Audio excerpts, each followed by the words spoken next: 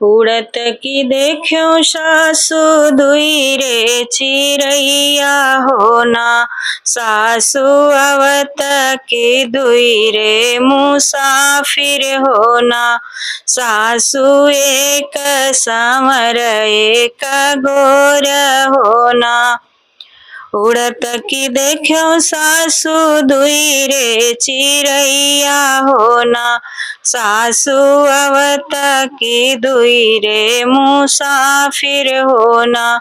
सासु एक समर एक गोर होना, सासु एक समर एक गोर होना। गोरत है हमरे माई जी का पुतवा होना, सासु समर ननद जी का भैया होना।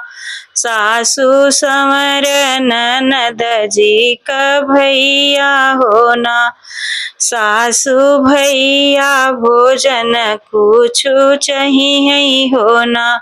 सासु भैया भोजन कुछु चाहिए होना। कोठिला में बाटे बहुअर सड़ली को दैया होना, बहुअर घुरवा पे चकवड़ का सगवा होना। बहुअर घुरवा पे चकवड़ का सगवा होना।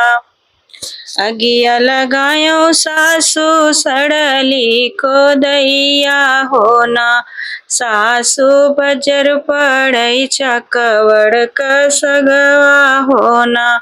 सासु बजर पड़ई चकवड़ का सगवा होना। मुंगिया दरिया दरी दलिया बनवले हो, अरे राम रगरी रगरी पीसो हरदी होना। मुंगिया दरिया दरी दलिया बनवले हो, अरे राम रगड़ी रगड़ी पीसो हरदी हो। जेवन बैठे हैं सार बहनोइया होना, हरे राम भैया के ढूढ़ली असुइया होना। जेवन बैठे हैं सार बहनोइया होना, अरे राम भैया के ढूढ़ली असुइया होना। किया सुधी आवे भैया माई का कलेउआ होना, भैया किया सुधी भाभी कैसे जरिया होना। भैया किया सुधी भाभी कैसे जरिया होना। नाही सुधी आवे बहिनी माई का कलेउआ होना, बहिनी नाही सुधी भाभी कैसे जरिया होना। बहिनी नाही सुधी भाभी कैसे जरिया होना। हम तो झंखी बहिनी तोहरे करमवा होना, बहिनी जरी के कोइल होई गईलो होना। बहिनी जरी के कोइल होई गईलो होना। पहिली टिकरिया भैया हमारी भोजनिया होना, भैया ऊहू में कुकुरा बिलरिया होना। भैया ऊहू में गोरु चरवहवा होना, भैया ऊहू में ननदी कलेउआ होना। भैया ऊहू में चिरई चिरोमन होना।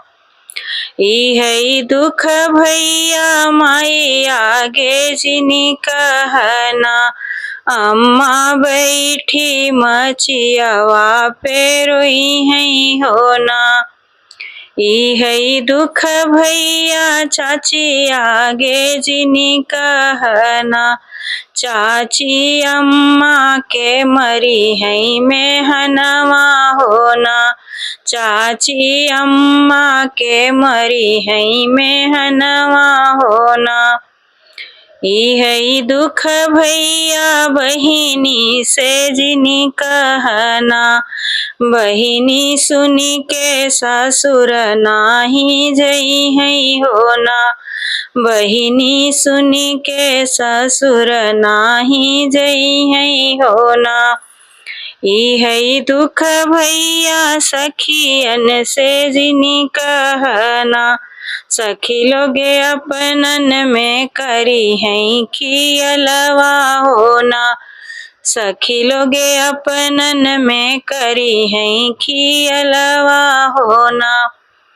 इहई दुख भैया भाभी आगे जिनी कहना, भाभी राम रसोइया बैठी रोई है होना, भाभी राम रसोइया बैठी रोई है होना।